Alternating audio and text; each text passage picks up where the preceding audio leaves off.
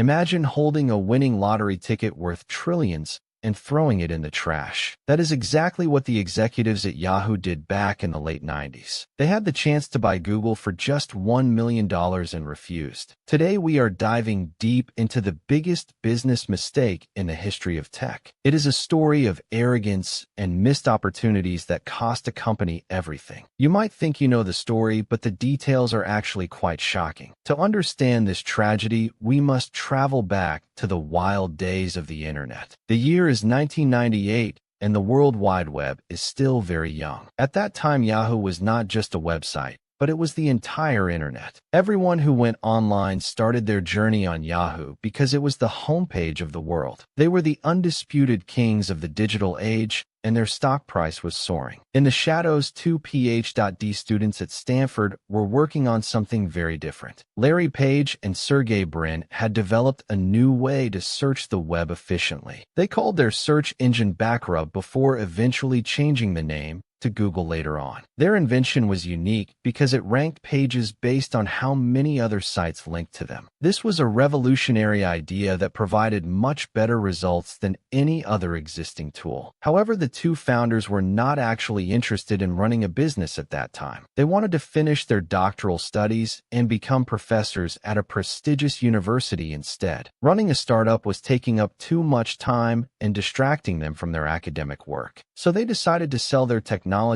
and get back to their lives at Stanford. They shopped their PageRank algorithm around to several companies hoping for a quick and easy sale. Their first stop was a company called Excite, which was a major player back then. They offered to sell Google to Excite for just $750,000. The CEO of Excite rejected the offer because he did not see the value in it. He thought their search engine worked too well and sent users away from the site too fast. This brings us to the most critical meeting in the history of the internet age. Larry and Sergey managed to get a meeting with the founders of the giant Yahoo. They walked into the room willing to sell the entire Google system for $1 million.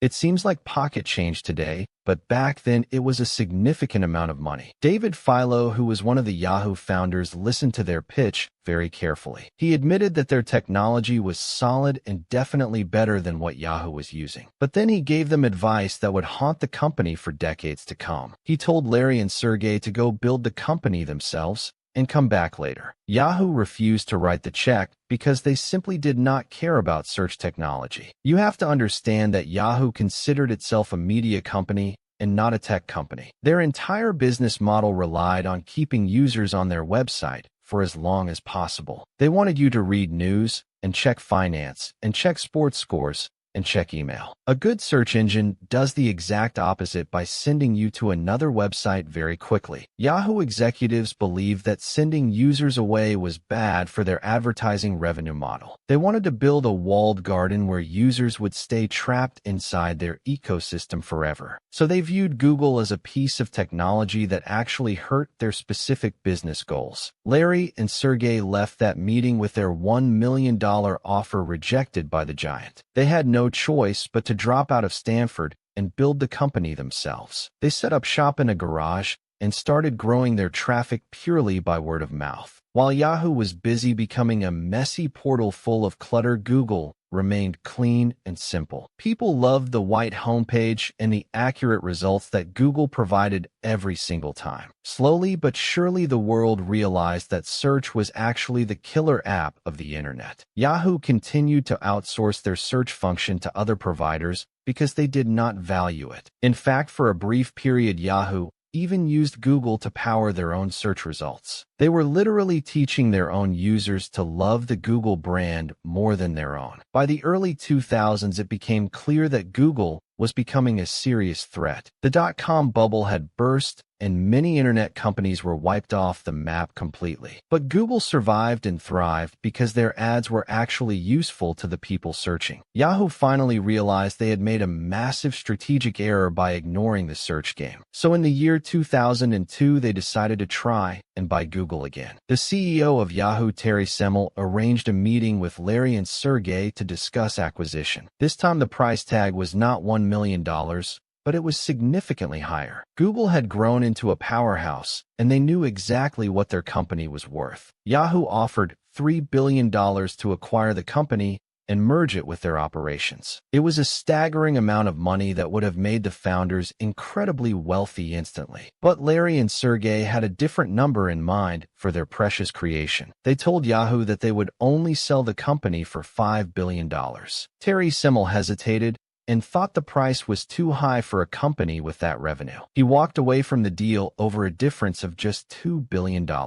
That decision sounds reasonable in the moment, but it was actually a catastrophic error in judgment. He focused on the short-term financials rather than the long-term dominance of the platform. Once again, Yahoo had Google in their grasp, and once again they let it slip away. After the failed negotiation, Google went on to dominate the entire digital advertising market globally. They launched AdWords and AdSense, which became the most profitable money-printing machines in history. Yahoo watched from the sidelines as their former partner became the ruler of the internet economy. They tried to catch up by buying another search company called Overture for over $1 billion. But it was too little and too late to stop the momentum that Google had built. The gap between the two companies widened with every passing year as Google innovated faster. Yahoo started to lose its identity and tried to be everything to everyone all at once. They were a mail provider and a news site and a sports broadcaster and a search engine. This lack of focus caused their user base to slowly drift away to specialized competitors. Google focused relentlessly on organizing the world's information, while Yahoo focused on banner advertisements. By the year 2008, the roles had completely reversed in the market. Google was the undisputed king, and Yahoo was the struggling giant trying to stay relevant. This is where the story takes another tragic turn with a third missed opportunity for salvation. Microsoft saw the decline of Yahoo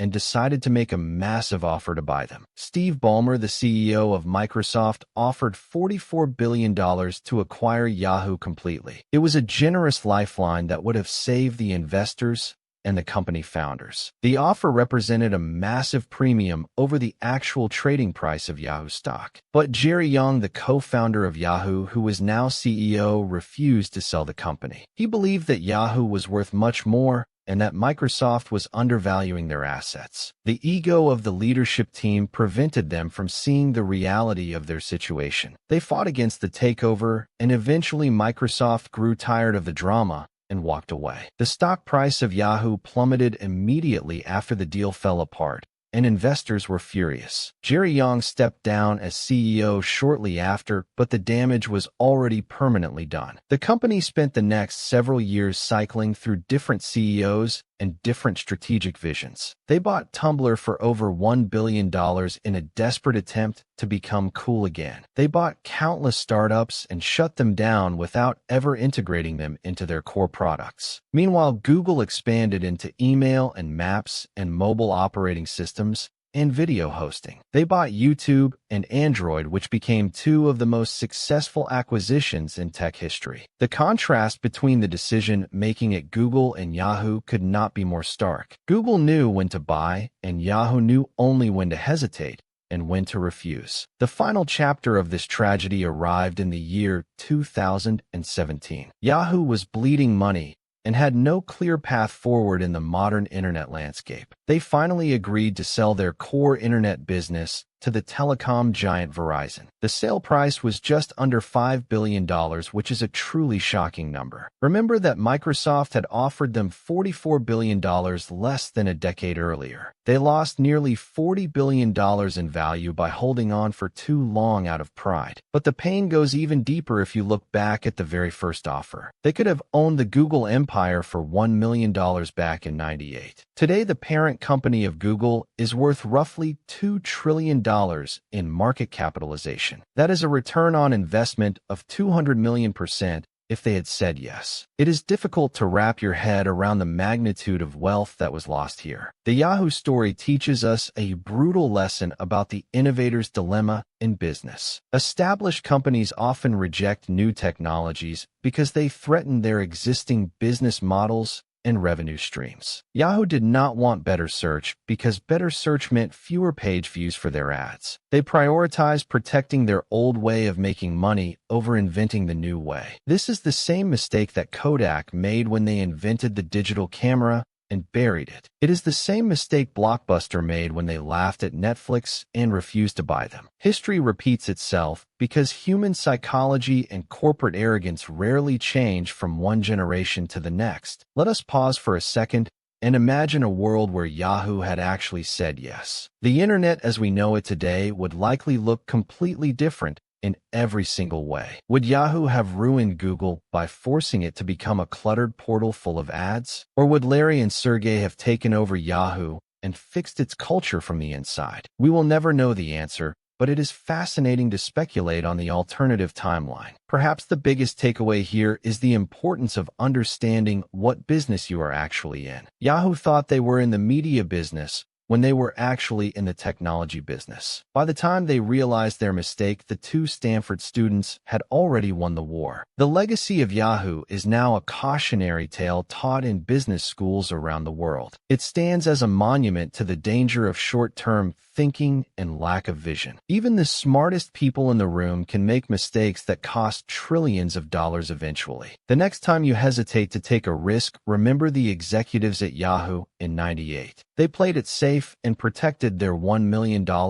and lost the future of the internet. Sometimes the riskiest thing you can do is to take no risks at all in business. So what happened to the key players in this drama after the dust finally settled? Larry Page and Sergey Brin became two of the richest men on the entire planet. They used their wealth to fund moonshot projects like self-driving cars and life extension research. Jerry Yang and David Philo are still wealthy, but their legacy is forever tainted by this failure. Yahoo as a brand still exists today, but it is a shadow of its former glory. It is mostly used for finance, news, and fantasy sports leagues by an older demographic of users. The email service is still active, but it is no longer the default choice for anyone new. The tragedy is not just financial, but it is also about the loss of potential innovation. If Yahoo had combined its resources with Google's tech, who knows what they could have built? They had the traffic and the money and the brand recognition to do almost anything. But they lacked the one thing that matters most in the technology industry, which is foresight. They looked at a search box and saw a tool that sends people away from ads. Google looked at a search box and saw a tool that organizes the world's information universally. That difference in perspective is worth $2 trillion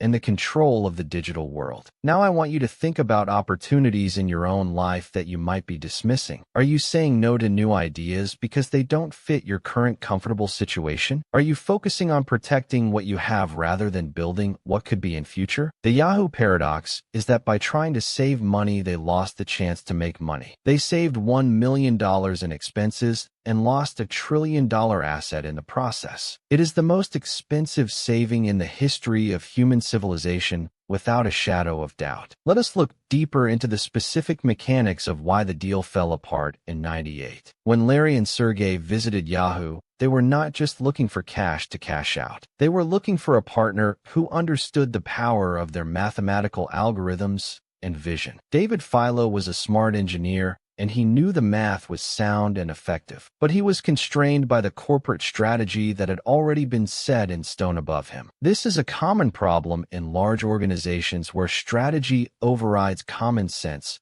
and technical superiority. The executives were chasing metrics like time on site, which was the standard metric of that era. They did not realize that time to result was the metric that users actually cared about. Google optimized for the user experience, while Yahoo optimized for the advertiser experience and corporate profits. In the long run, the company that aligns with the user always wins the market share. It is a simple rule of capitalism that is often forgotten in the boardroom of large firms. We should also mention the culture clash that would have happened if the deal went through. Google was built on a culture of engineering excellence and radical transparency and open debate. Yahoo was becoming a corporate media giant with layers of bureaucracy and marketing managers everywhere. It is entirely possible that Google would have died inside the Yahoo bureaucracy if bought. Maybe it was destiny that the deal was rejected so that Google could flourish on its own. Sometimes a rejection is the best thing that can happen to an entrepreneur with a vision. It forces you to prove the doubters wrong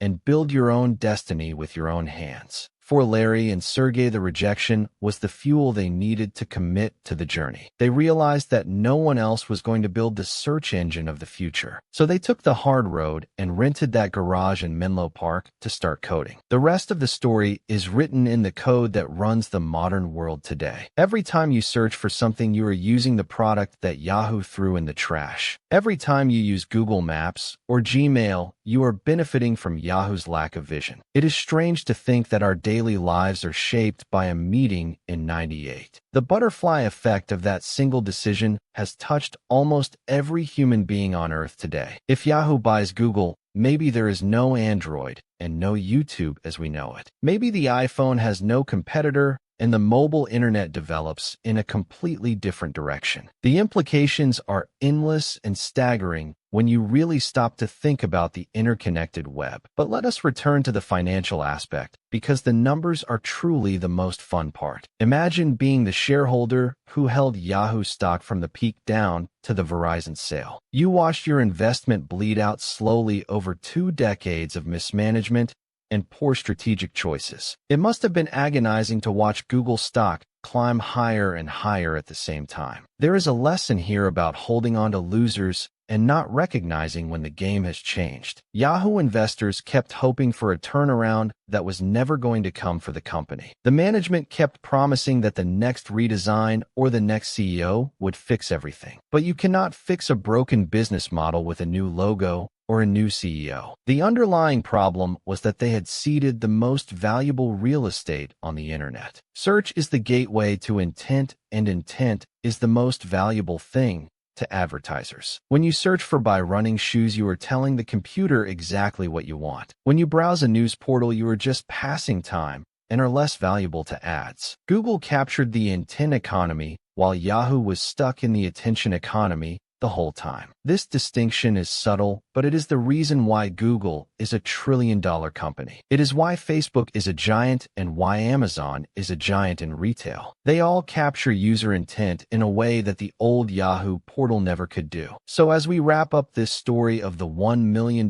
mistake, take a moment. Reflect on the fact that the future is often hiding in plain sight right now. It often looks like a toy or a distraction or a threat to the status quo. The people who win are the ones who can see the value before everyone else does. The people who lose are the ones who cling to the past and ignore the change. Yahoo clung to the past, and they paid the ultimate price for their stubbornness and pride. They are the cautionary tale that every tech founder whispers about in the halls of Silicon Valley. Do not be a Yahoo is the mantra for every company that wants to survive disruption. Stay hungry and stay foolish, and never turn down a good idea because it looks different. You never know when the next couple of graduate students will walk in with a $1 trillion idea. And if they offer it to you for $1 million, you should probably write the check. Because the cost of saying no might be the regret that lasts for the rest of history. Thank you for watching this deep dive into the biggest mistake in the history of business. If you enjoyed this script, and want more stories like this, make sure to subscribe now. We are building a community of people who want to understand the money behind the world. I will see you in the next video with another fascinating story from the financial world. Until then, keep your eyes open for the opportunities that everyone else is ignoring right now.